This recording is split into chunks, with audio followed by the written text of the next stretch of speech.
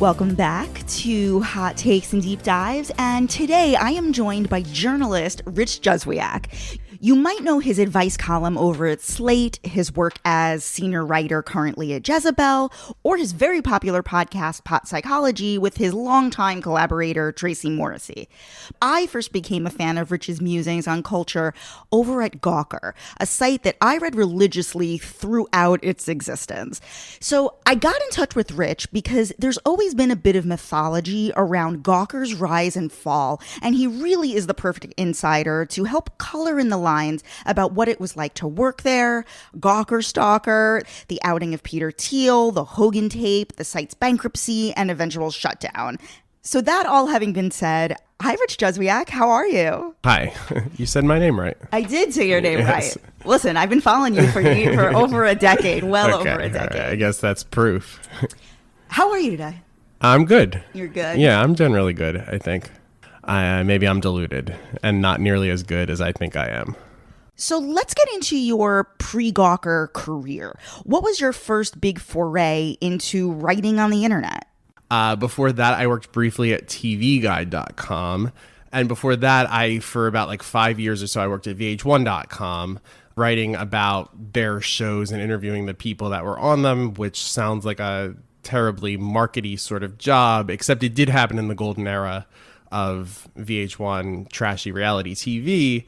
And so I got to meet all the Rock of Love girls, all the Flavor of Love girls, all the everybody really that was on VH1 during that beautiful time in the mid 2000s. I mean, beautifully ugly time, you know? And there wasn't a lot of interference from above. So I kind of got to do my own thing there as sort of marketing in nature as it was. But I also wrote my own blog, which is what led to the VH1 job. And then everything else. So, and I didn't really stop doing that until Gawker. So I feel like my blog was my first real experience with writing on the internet. That's very similar. I was telling you earlier how I used to write for Autostraddle a long time ago when they first started. And that's very much how Reese, who is the founder of Autostraddle, that's how it started. It was an offshoot of her personal blog where she would do L-word recaps. Right, exactly. Yeah, mine, I was being Bobby Brown, and then America's Next Top Model is something I did for 10 cycles probably. Those were the days, Yeah, right? those were the days. It was a lot more pleasant then. And it was also a lot more fun. Yeah. It wasn't just about creating a meme and then people, cashing in based off of that and throwing stuff on a mug. There was a hint of spontaneity. Yes, to it all. And also a sense of a labor of love, I think, because while I certainly hoped to profit from my blog in a way like getting a job, that was far from certain.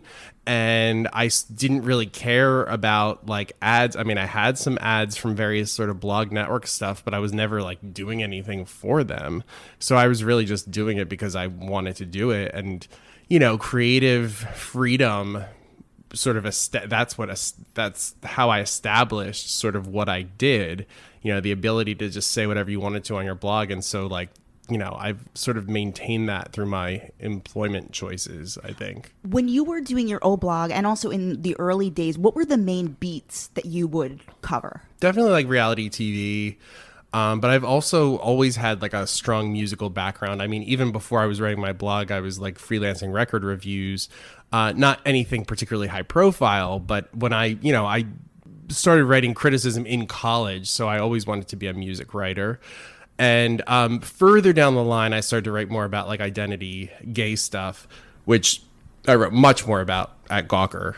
That was what I really started writing about, that sort of thing. I think I initially discovered Gawker.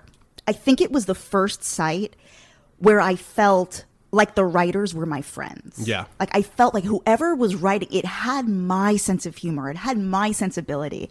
And it so informed the writing that I would eventually do down the line years later. It was this site that we over at Autostraddle would refresh every single day throughout the day as our Bible for New York City media news and gossip, essentially. Right. It was the philosophy was sort of, or I guess the sensibility was sort of saying the things that everybody is thinking but nobody's saying, that sort of thing. But that's a fine line because sometimes people aren't saying a certain thing because it's rude to say it. So we certainly weren't afraid of being rude. I think, just from that standpoint alone, there are plenty of things I would love to be able to erase from the internet just because I just went over the line that I shouldn't have. Yeah. Oh, I want to hear what you wish you could erase from the internet. Okay. I mean, I'll tell you. To give a bit of context, Gawker was founded by Nick Denton back in 2002, 2003. And he literally started it in his Soho apartment. And it came about because he felt that what journalists told one another and over drinks and like after work was decidedly far more compelling than the stuff that they were actually writing about, whether it be in print, online, or on the radio, on air. Yes. He started it with just 2 freelance writers. He was paying $12 per post. Eventually, that really bit him in the ass. Yeah. I mean, this guy's been through a lot. But eventually, it grew to spin off many different sites, including Deadspin, Lifehacker, most well-known, I would say, Jezebel. It went from this tiny startup of this one site, Gawker.com, into this multi-million-dollar company with 250 full-time employees at its height. Yeah. Around when did you join 2012. the team? 2012 in March 2012. So was your first office on Elizabeth Street? Yeah. And what was the culture then at that time?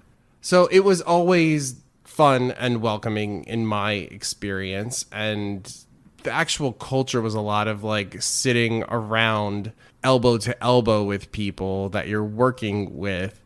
Very long desks that maybe fit 10 people on each side, not comfortably. And they were basically site specific, and so it was almost like a kids in the cafeteria kind of lunch table turf sort of thing. And there was always like just a regular sort of cacophony of outbursts, laughing, as people would talk on first Campfire and then Slack, about whatever. And sometimes it would be about like a news thing, or sometimes it would be like an inside joke, whatever. Like sometimes that laughter would be something that everybody eventually would be laughing at for whatever reason, because it was a huge story or something happened, or oh my god, the company is going to explode. That's not when people would laugh, but like there were sort of like pockets of reaction, and then there'd be like a lot of reaction in unison. So it always sort of felt like a community to me. Who were you close at that time when you joined? Who were you closest to, just friendship wise? Other writers who were there. Well, Max Reed was extremely welcoming to me. Maureen O'Connor, I knew well. I knew a bunch of people on Jezebel because Tracy still worked there when I started.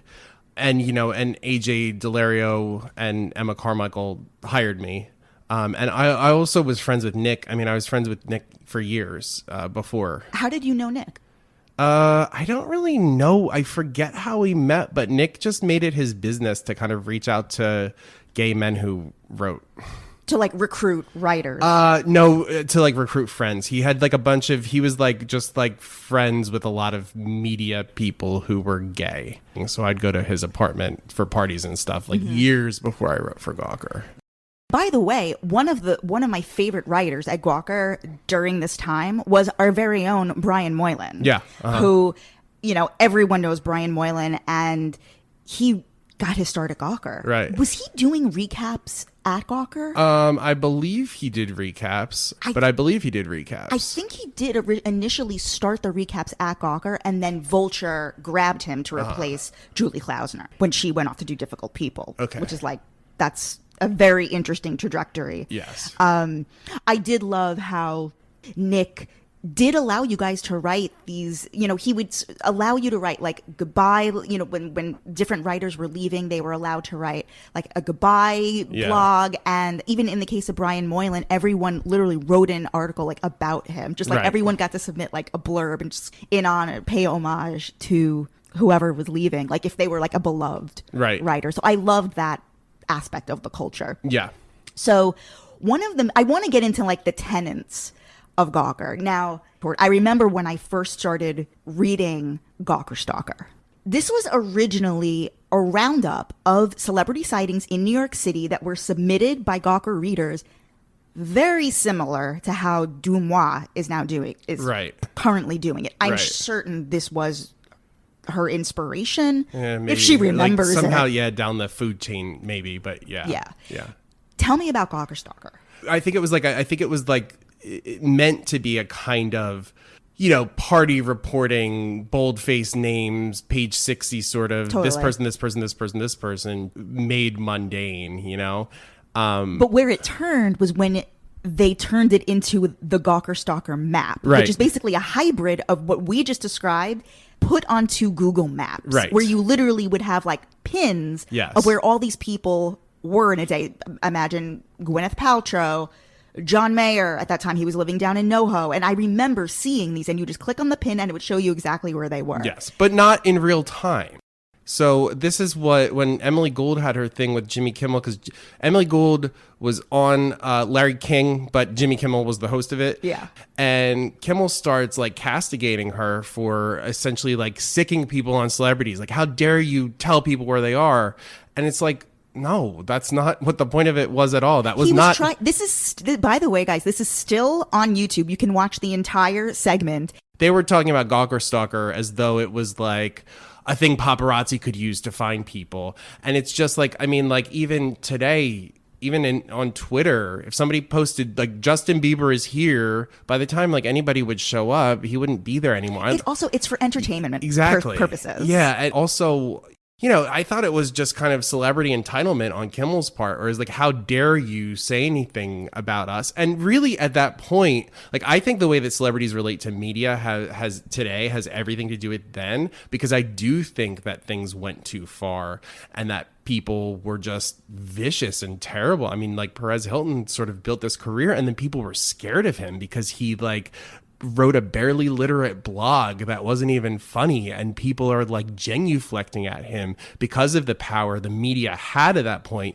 to control basically perception of celebrity. And I think that burned them so bad that today, now you see people, complaining. I pay a lot of attention to music press. I mean, the amount of complaining about reviews that has occurred by artists recently is unbelievable. Lizzo got like a good review on Pitchfork last year and totally trashed it and like sicked people after the writer. I think she probably got like somewhere around a 7 out of 10. Okay. Which was like a completely reasonable, I think honestly too generous for that record. The idea that like the artists are saying writers shouldn't be writing about this stuff. Kanye West is also a huge proponent of this, like, you can't review my records, whatever.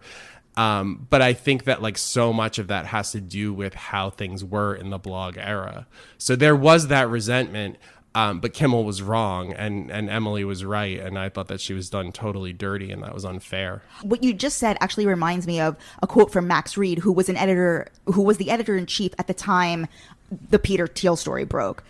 He described Gawker as an endlessly scrolling, eternally accessible record of prattle and wit and venom. Right. Yes. The venom part was major, and I think it's why a lot of people who otherwise maybe wouldn't have taken an anti-press stance or an anti-speech stance were more than happy to see Gawker die, despite whatever implications it might have for a billionaire being able to shut down, a publication. Mm-hmm. A lot of writers just didn't seem to care about that. And it was specifically people that we had, written about, that were like, there was a lot of like, when it was shutting down, there was a lot of sentiment on Twitter, for example, of other people who did what we do being like, who cares? And it's like, well, you're obviously just saying that because we don't like you. Malcolm Gladwell said like shitty things. Basically, like, anybody that Gawker had sort of said anything about was happy to see it die. Happy to just throw, gasoline on the fire. Exactly, which says, I think, more about them than it does about media, and perhaps more about their relationship to their ego than their relationship to their profession. But, that's their problem. Well, actually, I want to get back to the culture. There was this slogan, honesty is our only virtue. Right. Yeah, I certainly internalized that. I like carry that with me today. I think, a lot of it on top of that, on top of this, just like, run until tackled philosophy, there was definitely that like irreverent sensibility. There are things that like would play like a lot worse today. Like we did a privilege Olympics where it was like a bracket that decided like who was the least privileged of them all based on sort of pseudo academic speak that has now sort of just been adopted into Twitter parlance, But like, we watched that happen. We watched this thing take over the internet, where you have all of this freedom to say whatever, and people whose job it is to do so are, at least in my interpretation, increasingly less willing to do so. And I think that, yes, writing may make you uncomfortable and it may piss you off and it may make you feel that way, but I don't think that that means it shouldn't exist. I think that means that maybe you should look elsewhere, or that you should at least accept it as data. One thing I just don't see people making the connection is like, if you see something you don't like, you can use that moving forward as a filter, as a way of knowing what to avoid, as a way of knowing who to avoid, etc. And it seems like there's a general sensibility, not general sensibility, there's one prevailing sensibility that's like, well, that should never even have to come across my eyes. And I'm not talking about something as obvious as hate speech. I'm talking about something in the realm of ideas that maybe goes against the grain. But, I've seen a lot of people make careers for themselves by stating the total obvious social justice script. And I don't think that's doing anybody a service except for that person, because they're not actually bringing new ideas into the marketplace. You talked about this theme of run until tackled. Yeah. Was there something in the back of your mind? Like, did you think it was going to end? Like, did you think that you guys would get caught? I thought that it was crazy that it existed at the time. So it wasn't like I wasn't thinking about the future, but I was thinking about the present. And keep in mind, too, like I have to fully accept my accountability here too, in that like especially early on, there are so many, there are a number of things that I wrote that I didn't ask for, a quote. I didn't ask for, I just like didn't like reach out to like get the other person that I was writing about's thing, and I could have. And there was a general idea of like, well, fuck that. It's a blog. Who cares? I'm interpreting you the way that I'm interpreting you, and that's what I have to say about it, which I do not think, like, who cares about my narrow interpretation of something if I could get like a statement or comment? You know what I mean? What's something that you wish that you had gotten a statement or comment on? Well, there was a story that I wrote. It's actually so terrible because it's like so different from what I know now, that I never would write a piece like this today, very early on. And I know that a few times tonight, probably I will say something about being told to do something, and I don't want to make it seem like I didn't have full agency of the situation. Yeah. You know what I mean? And I told people no all the time, and I can tell you stories about telling people no too. But early on, like really early on, I would say my first month or something, Nick had sent me a story about this guy was some kind of poster child for an HIV campaign saying he had HIV. And meanwhile, it turned out that he was doing porn. And I reported that as if it were like scandalous, not really in full awareness. And now I know that if this guy is taking his meds, then he's undetectable. And technically speaking, if his viral load is undetectable, he can't transmit HIV. This is not a scandal. I didn't know anything about undetectable. In my defense, this major landmark HIV study about transmission and undetectable levels of virus in blood and what that means wasn't published till 2013. This was something a lot of guys knew about, a lot of people with HIV, but gay men in particular knew about through their doctors, etc. When I reported on it, I didn't reach out to the writer of the story from which I aggregated it for comment. Like I said, today that's not a story to me. Back then it was just a thing I was told to do that ended up, making somebody upset. Yeah. And it just wasn't worth it. So in your final post in 2016. Yeah. You wrote, working at Gawker was somewhere in between doing time in an asylum and worshiping in a cult. So many times it struck me that this place simply shouldn't exist, as you just said. Yeah. And yet it did. Until it didn't. Yeah. I can't say I appreciated every second of it, but I did appreciate the vast majority of those seconds. If nothing else, it was an honor to see the narrative being written up close for as long as I did. Yeah. I mean, that sounds like I was still, drunk on the Kool-Aid. You know what I mean? Well, because there was always like this sense of like how important Gawker was. And, obviously people still referenced it, but it really did feel like the end of the world when it ended. And clearly the world has kept turning. So it absorbed me so much that it was hard not to think of it in such stark terms, And like the Peter Thiel story obviously is sort of a footnote at this point, I think, for most people. It's not something still widely discussed, I would say. At the time, it just felt like the biggest thing in the it felt like cataclysm. It actually felt like the biggest thing going on in New York City. It did, at that time. And it probably like was for a day or something like that, or like at least in like a certain circle, in a certain circle, in a certain group of. I mean, I'm saying people. that where my best friend works at Gawker. Right, It's like, exactly. Yeah. For me, it was the biggest thing that happened that week. Yeah. So there was that feeling, but a little perspective probably would have been useful to me, but I was still deep in it. I want to talk about the sorts of things that Gawker became infamous for that were leading up to the Peter Thiel moment and what ultimately shut the entire thing down. Yeah. To start, let's talk about outing, because you mentioned Perez Hilton.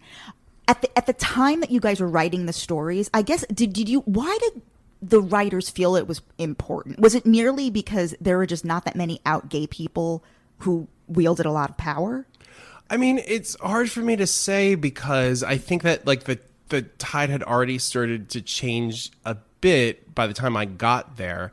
I had the opportunity to out somebody that, through actually just my own sort of internet rabbit hole. A Twitter follow led me down this rabbit hole where I found somebody that I could have outed that would have been interesting. Is that person now out? I know. Oh, okay. But that person also isn't like a notable figure at this point. Okay. It seemed like they could have been at a certain point, and it would have been a story given the association to which they were tied. But I mean, I talked about it with my editors then. I talked about it with an editor of my site and an editor of another site, and we decided not to do it. So there was not an imperative to out people, Give the story, give the background behind the Peter Thiel outing.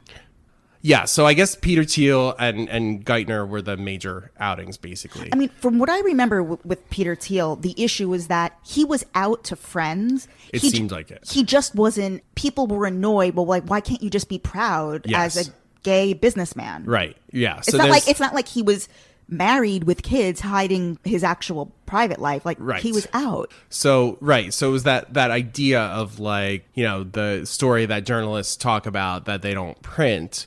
But there just wasn't like a sense of compassion a lot of the time, or a sense of like why someone might choose to do that, and why somebody's narrative might be considered their own, and that it's not necessarily a moral imperative to supersede that and do that for what you think might be the greater cultural good.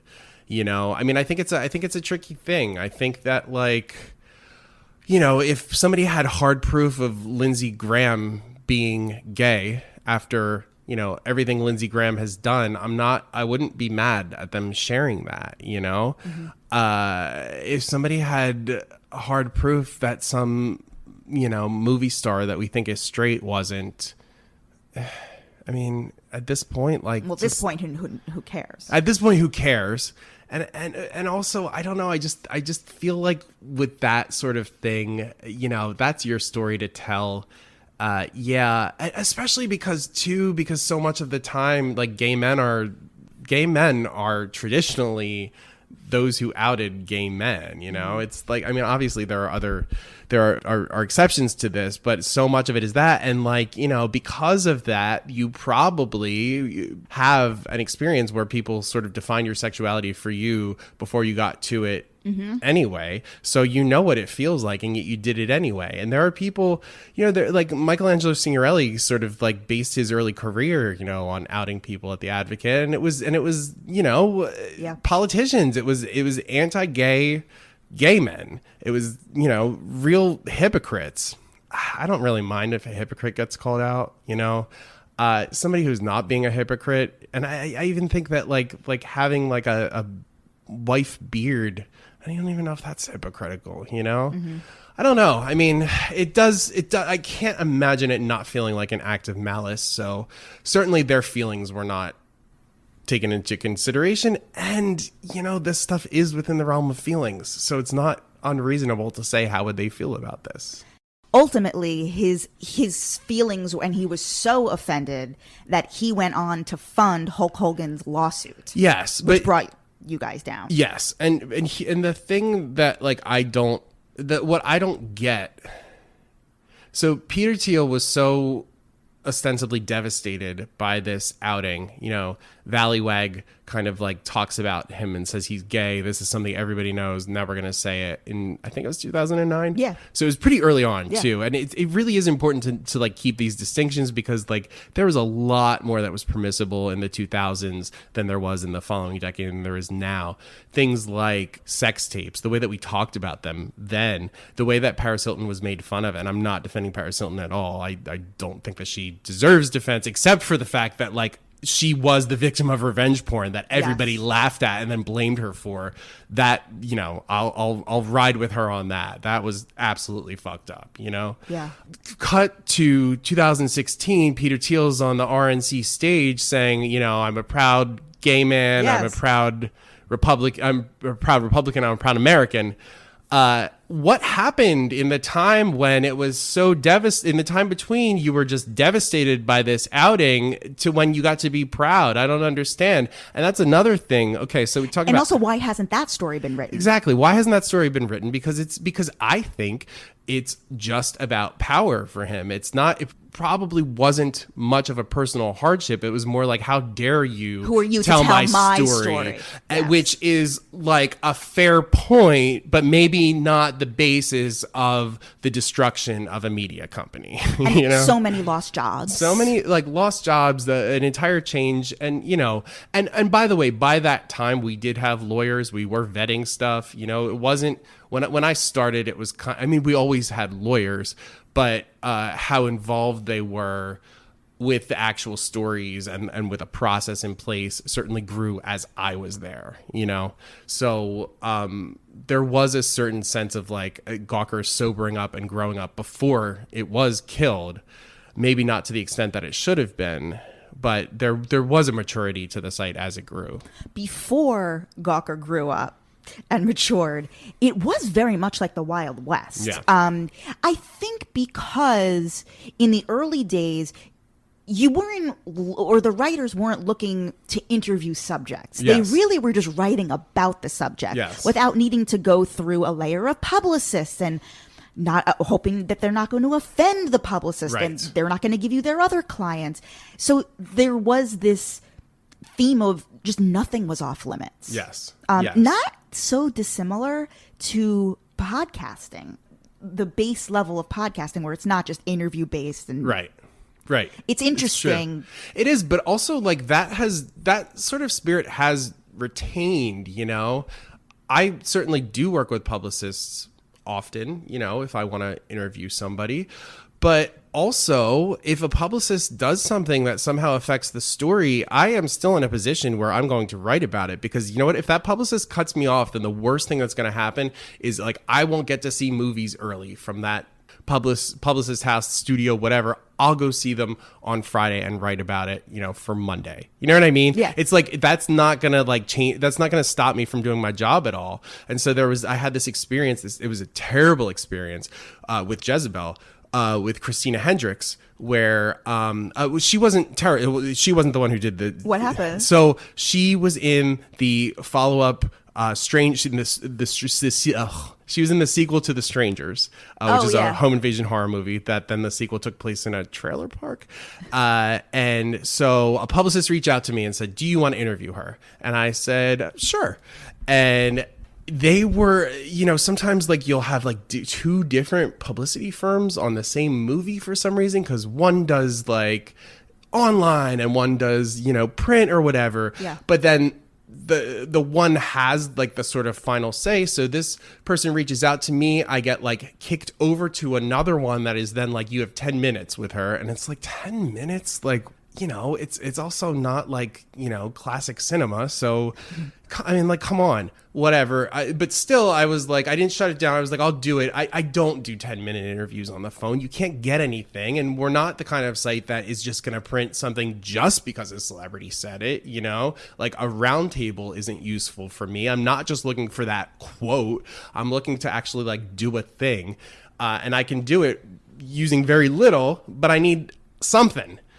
And so it was a terrible interview. I tried to talk about, final girl stuff, or like, what kind of horror movies do you like? Or why do you like horror movies? Or why are you in a horror movie? Nothing.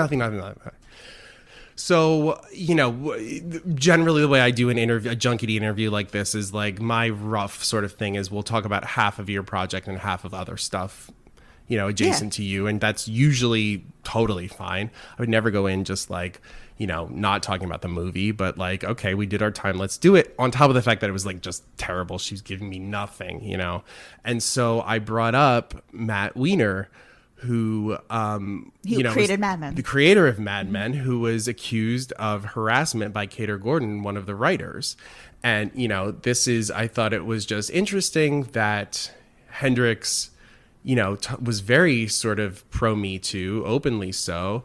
But she worked with Weiner again after these things. So, I had to, because she was in the Romanoffs. He did the Romanoffs. She was in the Romanoffs.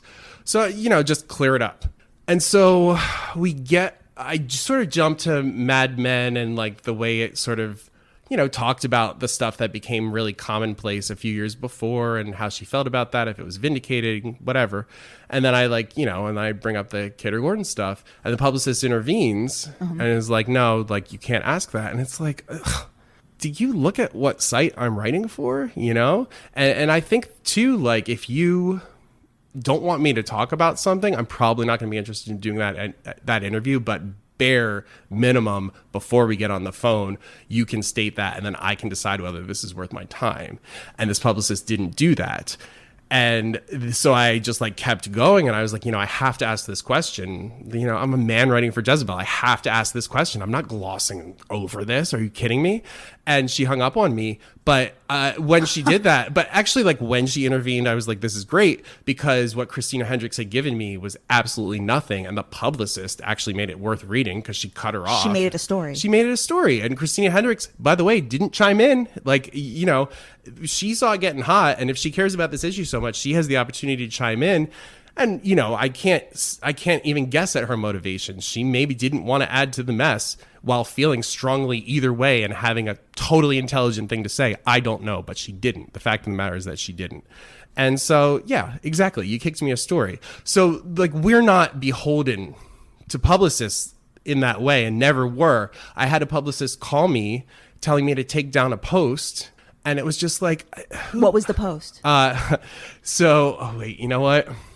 I'll be general, because I unwisely agree. Like the publicist called me and asked me, because you guys never took down posts, and we were never going to take down this post either. I was well within my rights. The publicist, she asked me if the conversation would be off the record, and I was like, why? And she was like, well, because I'm a human and I want to talk to you like a human, and that unfortunately was the right thing to say to me to get to do it, because she ended up revealing something that I would have loved to have reported, and was my entire point of doing this. I'll just be very, very vague. A site had written about a comedy set basically a recap of it that was relevant for you. People might want to know that information. The site then took that comedy set down. Took their review down. Mm-hmm. I did a recap of the recap. And the publicist told me that I had to take that down. And I was like, I don't work for you. And also you're not like, why would I even listen to you? Even like, you're not even trying to like bribe me with something. You know what I mean? It wasn't like, oh, if I do this, you can get access to my client. Like nothing, just like you have to do this. And it's like, I mean, I went to journalism school. You know, you have to understand that like I won't say what I was taught is that I do not want to have your job. That is what was ingrained in my head for 2.5 years at NYU. You are not training to be a publicist. You're training to be a journalist. So the idea that a publicist would get on the horn and tell me how to do my journalism with the rationale being like, because I said so, was absurd to me. Of course. So why did you have to take it down? I didn't take it down. Oh, I thought you were saying you had to. No, okay. I didn't have to. This is a very big tangent about publicists and my relation to them and how we don't operate versus how other sites do. Okay. We're not beholden to publicists. I was waiting for like, why did you have to take it down? No. Okay. But the point is that like this person called me up to tell me what to do because I think that person gets to do that to other people and it works. Publicists, I think, are like the unpopular kids in high school, and now suddenly they have a lot of power. Yeah. Well, you know, I work alongside of many of them, and they're great. And certainly, like, if you want to do entertainment reporting, you often have to. And I don't have problems with people, you know, overstepping their boundaries. And if I do, I just say absolutely not. Like, I've had publicists contact me after interviews and be like, can you not put that in there? And, you know, the thing is that, like, you know, I do an interview. If I talk to somebody for an hour, only a fraction of that's going to end up in there. As soon as you ask me not to put something in there, now I have to. You know? Usually it's the most interesting part. So, but sometimes even not. Like I had an experience where it wasn't, but it was like, absolutely, now I have to report on that because you told me not to. And if I don't, then I'm listening to you, you know? I've just always had this like lack of this like strict adherence to this code of like our editorial code is our editorial code and nobody interferes with that. And that is my gospel. And that is what I do. Some of the bigger stories that led up to the eventual Hulk Hogan sex tape, some of those sort of watershed moments on the site. In 2008, Gawker highlighted Tom Cruise's role as the number 2 in Scientology with a video clip showing Cruise preaching. Yeah.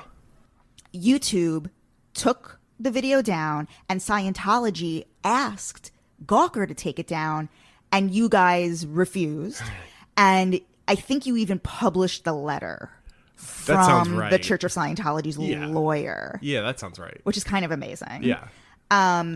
Also in 2008, the Sarah Palin email leak. Gawker published screenshots of the emails, photos, and the address list obtained by the hackers of Sarah Palin's personal email. Right.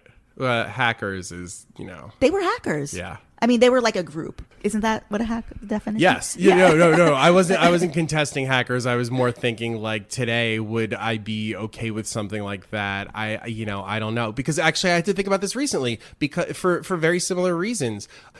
Speaking of Paris Hilton, this documentary comes out. Yeah. Everybody is sort of like rediscovering her. There are people who are like, oh my God, she's smart. She doesn't really talk in that voice, which is like, okay, well, I guess you haven't been paying attention for 13 years because she's been telling the same story. That's not my voice for that long a time, but okay, I don't like her and I know this.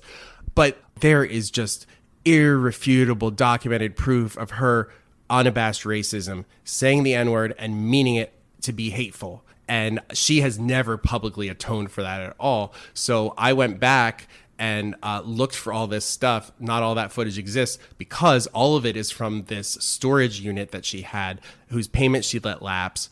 People got it, sold it online, sold the entire contents on this subscription site. So I had to think a lot about that because it was sort of like an ethical quandary as to like, okay, like this is private material, but I thought it was in the public interest to report that because, yes, this is something that she didn't want to get out and never intended to get out, but yet it was so revelatory as to what her personality is, who she is as a person, that I thought it was worth remembering.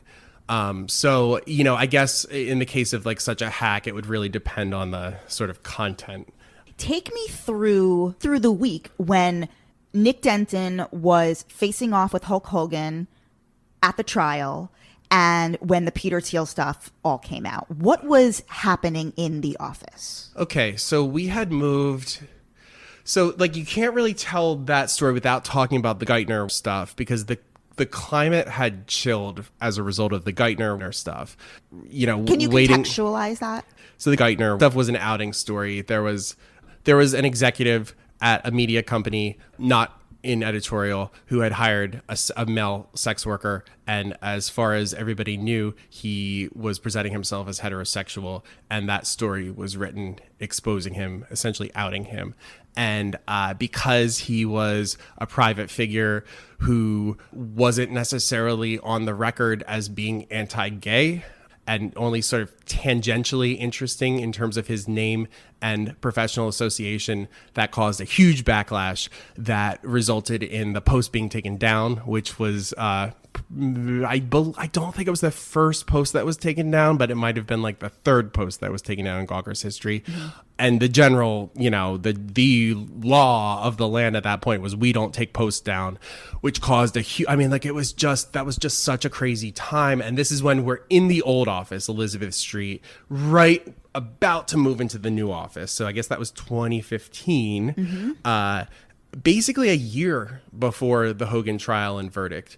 So that happened, Max Reed left at this point. Tommy, who was the editorial director, left. Soon after, there were buyouts that people took. It was just like this total upheaval. And we moved to an office to a much, as uncomfortable as Elizabeth Street was, it was homey. It was warm. It had, deep wooden tables and a sort of lamp glow to it. And it just felt like home in a way that this new office on Union Square, actually just a few blocks up. Yeah, it's on 17th and 5th. It's just like a concrete sort of slab, this like brutalist. Right above the Lululemon. Yes, right above there. More cramped working quarters, but it's basically got these like sprawling sort of open spaces it's basically a great place to visit and a terrible place to work. Just in terms of like the comfort level. So that cast a cloud over everything. And I think at that point I really started to kind of like disconnect, but I tied up a lot of my identity in Gawker, but then I didn't really have anything else to attach it to. So I kind of felt disconnected in a certain way. There were like tons of meetings and a lot of a feeling of like, maybe like unity as the ship is going down. So it's kind of like, or like, I know the writers unionized at that time. We did unionize. Yeah. Part of me felt like when they were unionizing, like so much of what makes this job great is the lack of rules. You know what I mean? Like you could really like game the system in a way that like you could just like do whatever you wanted and have off whenever you wanted, basically. So I was like, do we really want to get like contracts involved? And also, I just knew what it would mean for drama, for office drama, because I saw the sort of way that people sort of seized on office drama, and the union stuff was dramatic. And the union stuff, union stuff is useful, and I'm absolutely pro-union, and I'm so glad that we got that contract now. But it can also be really annoying, So, we're working in this, like, it was summertime, so it wasn't like a cold office, but I always think of that office being cold. It was just cold to look at and cold to be there. There was just sort of a chill in the air, I guess, even if it was summer. My biggest memory from being there, because I'd gone to a couple of parties, I watched 2 of the 2016 presidential debates. Yeah, that makes sense. Yeah. There. Yeah. Yeah. I don't know, because very early on, there were just signs, and there was just a feeling that like these people in Florida. Did the trial take place in Clearwater? I feel like it's some place in Florida. Yeah, but near Clearwater, just like, middle Florida. Not that like any place in Florida is going to be particularly welcoming to, New York media elite, or whatever. But it just felt like particularly like this isn't going to fly. This is going to go bad. And I don't think I was present for the verdict, because I think that we got that late. I don't even remember that. I think at that point I had like almost dissociated. It was so depressing to me. It was so clearly like the end of an era that I just didn't want to sit around for a funeral, So I think I made myself pretty scarce. When it was revealed that Peter Theil was financing Hulk's case, that is what caused the massive uproar. Right. People were fired and quit like left and right. It was crazy. If you just like refreshed Gawker, just announcements were pouring out like every single day. Was it just chaos in the office? I mean, it was often chaos, but yes, it felt that way too. Oh, I should say another reason why it felt not like home to me anymore is because Gawker had sort of pivoted in its last year to being basically only politics and then my stuff. I remember that. I felt really listless, and it was like, oh, you could still do your thing, whatever, but it just felt really weird. And then there was like a certain point where all the writers decided that we were all going to have like writing days where we wrote like 8 posts. And I was like, I can't, what, you want me to write about like the political process? Like, wait, what? I literally anybody else here would be better at that than me. Like, I'm not going to do that. What? It was just like a really rough time. And it was, I still loved a lot of my coworkers and stuff, but it just really felt like I had like drifted away at that point. In Gawker's wake, nothing really has replaced it. Right. I'm thinking about Emily Gellis, the F Factor expose, and as well as Teddy Mellencamp, she's a Beverly Hills housewife. Right. Her all-in program, which is, a lot of people are saying it's an MLM, and that has been exposed. Yes. Both of these were played out through Instagram story journalism, essentially based on screenshots, right? Which was Gawker's old method. A lot of it had to do with screenshots, right? Why do you think there hasn't been a replacement? Because I think people are scared because they saw what happened. I think that media is shrinking, and so people are acting out of fear more now than then. I think certain sensibilities have changed, and that I think a lot of what Gawker did for sport and amusement, people wouldn't be able to admit that they liked at this point, while remaining upstanding to their followers, whatever. So I think it's just like a really different environment. And I think, it goes to show that a lot of what Gawker did, because there are obviously like major stories that were like super important that like sort of shifted the conversation. But then there was a lot of time put into stories that didn't, and that I did. I did a very Gawkery story too for Jezebel that I'm still figuring out how to publish, because it is, I think, interesting as hell. But it's about like a totally marginal person who did an outrageous thing that I witnessed. And that to me is interesting enough. I don't know if it's completely interesting. I don't know. It's kind of, it requires a lot of sort of explanation though. And back in the day, I wouldn't have needed nearly as much explanation as to like why this is important, why this is valid, why this is newsworthy. You know what I'm thinking of? A story that I think Gawker would have been relentless about and not given up on, the Jussie Smollett story. Yeah. And that is forgotten. Nobody talks about that. Yes. And it's fucking insane. I wrote about it for Jezebel, and I actually had more to say about it for Jezebel, but ended up sounding insane myself, I'm sure, because I read the entire police file, like those hundreds of pages that the police released. And there are definitely compelling questions to me, But, I mean, unless, yeah, and it's the word of the police, so I don't know. It could all be fabricated, whatever. I mean, the police can be a completely corroded, corrupt institution, and Jussie Smollett still could have, tried to like coordinate his own supposed hate crime. And those two things can be true at the same time. Final question. What do you think Gawker's legacy is?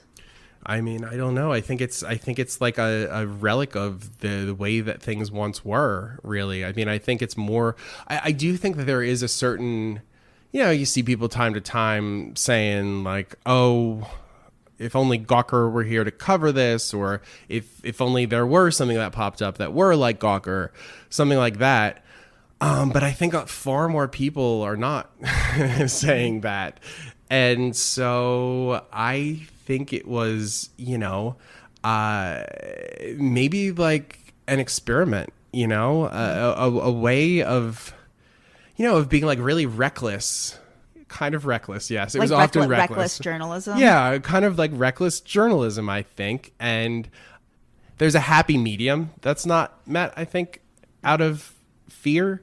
I wish that there were people who, I just wish, regardless of whether it's like reporting or opinion or whatever, I just wish there was a wider range. Give me more examples where you were telling people no. Like publicists, whatever? Well, it doesn't have to be publicists, but you said that you can tell me stories of times where you put your foot down and said no. Okay. So the foremost example of this, and I'm more than happy to name names, whatever, because I found this to actually be like a really insulting example of like, at the very least, I'm an expert in gay shit, So yes. Just listen to me. Love it. John Cook was out of the office. He was my editor at the time. Tom Scocca was the deputy editor. He was out of the office, but still like messaging us, whatever. And I believe the message came to me through Tom, who said, have Rich check this out. It was a tip. And the tip was, Anderson Cooper's birthday party is going to be at Eastern Bloc. And Eastern Bloc is one of the bars that, and now it's Club Cumming. I don't know what it's owned by his partner. Yes, his current baby daddy. Well, they're raising a child together. Yes. Benjamin. Ben. Yes. Yeah. Ben Mazzani, who I also know. And although at the time, I don't know if I knew him that well. I definitely didn't know him well enough to reach out to him, but I did know a bartender there that I could reach out to, that I did reach out to. But what year is this? Let's say 2013. So Anderson's not out yet. Anderson was out. Oh, he was the out. Scandal was not that. Here's what the scandal was. The scandal was that Eastern Bloc played porn on their screens. That's the story? That was the story. But I didn't even realize that at the time. I mean, I think that like there was some mention of that in the tip or whatever, but my eyes just glossed over it because it was like, of course gay places play porn. Like whatever. It didn't even enter my head to be scandalized by that, whatever. So Tom sends me this and I was like, yeah, like what? Tom, I don't even understand what I'm supposed to be like asking. Like what would this story be? Like Anderson Cooper's going to have a birthday party? And so I was like, I don't know what to tell. And then he looks and then he like kind of Googles it and he's like, oh, Page 6 reported it. Like all mad. Like I had like missed this scoop. Correct. What's interesting about that is because of the timeliness, it's like you got a tip that was based on a days old Page 6 story. Gawker, in its heyday, like the beginning, you guys had the story behind the story. The story before it even was a story. Right. Gawker was the one who was writing about Kevin Spacey 4 years before that came out. You guys were writing about Harvey Weinstein, by the way, years before that came out. Epstein, nothing was off limits. Also, like, I generally when it's attributed, Hannibal Buress is the one who is, credited as restarting the Bill Cosby conversation. But Tom Scocca's piece on Bill Cosby, and the rape allegations predated that. And it was widely read. So it has been some speculation that Hannibal was influenced by that piece. So I think that, like, Gawker did a lot of good within this rubric that people decried. Why do you think people didn't pay attention? Or they paid attention, but people like me paid attention. Right. I know you're not a fan of hers, but Gawker was how I first learned when I was a little baby. That was where I first read the names Paris and Nikki Hilton. Right. Yeah, exactly. They were just New York City socialites. Yes. I remember when Tina Fey was doing Weekend Update, she had a joke about Paris Hilton. The audience didn't laugh, right, because they didn't know who she was. Yeah. And I got the joke at that time. This was literally the year 2000. It was Yeah. her first year on Update. And the only reason I got the joke was because I read Gawker. I mean, she certainly was, I mean, like Gawker was obsessed with Julia Allison, for a time. Yeah. So like the whole like socialite thing was definitely a part of Gawker. I never really liked that stuff. I never really thought, I don't really find people who just show up to be, I refuse to buy them as inherently interesting. Is this why you don't watch The Housewives? I don't watch The Housewives because I just find reveling in wealth to be something that I don't want to spend time with. If it makes you feel any better, a lot of them don't have any money. I hear wonderful things, but also at a certain point, I crossed the threshold where it was just like, this is a universe that I just don't have time now to go back. Yeah. And so many other people watch it, so like it doesn't need me on it. You know what I mean? So that's like, it's just I'm very scattershot. I do feel somewhat illiterate for not knowing them or much about them. I could probably tell you a few people's names looking at their faces. Mm-hmm. I feel the same way about Drag Race at this point. I feel culturally illiterate because interesting. And I did watch Drag Race. I have watched full seasons. I think it's a great show. It feels really circumstantial that I haven't kept up with it, mm-hmm. but it makes me feel somewhat culturally illiterate that I, have fallen behind. Yeah. But that's not shade to Drag Race at all. I'm glad that it exists. But again, it's like it doesn't need me. It has people. It's big enough. Yes, it's big enough. It doesn't need me. Switching gears for a minute. I know that you're very passionate about two things currently. Number one, you're wearing a shirt that says the Drew Barrymore Show. I am, yeah, which I bought myself. That's amazing. Where did you get that? Online. I follow the Drew Barrymore Show on Twitter, and they were like, we have merch. And I was like, well, I'm going to get that just in case that show is canceled, Yeah. I bought a Marianne Williamson shirt during her run because I was like, that's going to age really well. Do you think, I've been watching the Drew Barrymore Show, and you're doing these weekly recaps of just the most insane things that have happened on it. Do you think something like that can go on and on? I mean, it's such the beautiful thing that will be canceled after like 13 weeks and be like, it will be heralded as genius. Right. Yes. Yeah. I don't know. I mean, it does seem like there is a space, with Ellen, with everything that went down with Ellen, like there is potentially a space for a new person to swoop in. I don't know if it's Drew. I really I mean, to me, it's just like watching her is like watching like Celine Dion footage where I just feel like, I have a total muse, I just feel like I can do nothing to express my love, but cut this up and show it to the world, and which was like an old mode of mine. I used to do a lot of more video montage stuff. So this show really speaks to me. The interview with Tom Green was amazing. Yes. Oh, wait. I'm just remembering this. This is relevant. Do you remember when they had a fire in their house? Vaguely. So Tom Green hosted either Tom Green hosted or Drew Barrymore hosted Saturday Night Live, and the other one popped up in a cameo. And this was also and it was right after they burned their house down, or they a big fire. Right. And I was somehow able to get backstage, and I have a photo with the two of them during the year they were married. Yeah. So it's amazing. It's somewhere in this apartment. I got to find it. I had no idea what she would be like or what to expect. Yeah. But I didn't know it was going to be intermittently screaming and many puns and really corny and really earnest and really happy. And it's just really a roller coaster. Yeah. At 9 o'clock in the morning, it's caffeine for your senses. Yeah. And I promise, the final thing I want to ask you, the second thing that I was going to say you're super passionate about, tell me why Mariah is your number one pop queen. Have you been a fan since you were a little kid? Yeah, although I didn't really start to love her until Glitter, when like because I mean, I had her tapes for years, and then like in college in the late 90s, I was like, I don't like pop music, even though I still kind of listened to it a little bit. And then I kind of came back around by the end of college, where I was like, okay, yes, this is fine to listen to pop music, duh. And I just saw like the debacle of Glitter coming a mile away, and I was like, oh, I'm gonna start to pay attention to her now. And then she became this total underdog, and I was like, oh wow, now I'm like totally hooked. You know, I think that she is funny, and often unintentionally so. So there's like a camp factor written into it, and you know, she often has she's self-conscious enough to know that people are like laughing at her. She knows there's a joke. I don't know if she's always gotten the joke, but she's been aware of it. And you know, I think that I love that she has this virtuosic talent, you know, and I like the idea of her writing her own songs. And really, you know, it's not like individual lyrics are necessarily going to be that deep from her, but she's written so much about love that she's created this like gradient of every single emotion you can feel going into and coming out of love, like every step of the way.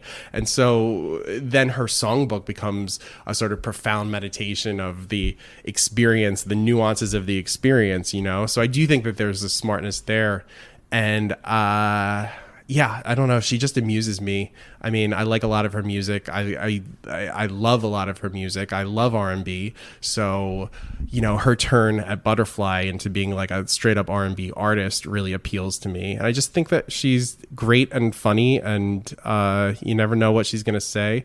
Watching her performances is like, you know, a roller coaster. It really is. It's like my sports. It's like, you know, it's just like, oh, is she going to hit the nose? And she hits it. And you're like, great. You know, I can't help but be involved. And so I just, you know, I find her very amusing always in many different ways. And I like a multivalent persona, you know. I like that she's like, no matter, depending on when you see her, she might be like totally put together or a little bit of a mess. She keeps it interesting. So well said. Yeah, I love you. it. Thanks. Tell everyone where they can follow you and where to look for your writing. Okay. Well, I am a full-time writer at Jezebel, so I publish many times a week at Jezebel, and I write How to Do It, Slate's sex advice column with Stoya, my co-writer. And my Twitter handle and Instagram handle is RICHJUZ, Rich Juz. And of course, Pot Psychology. And yes, thank you.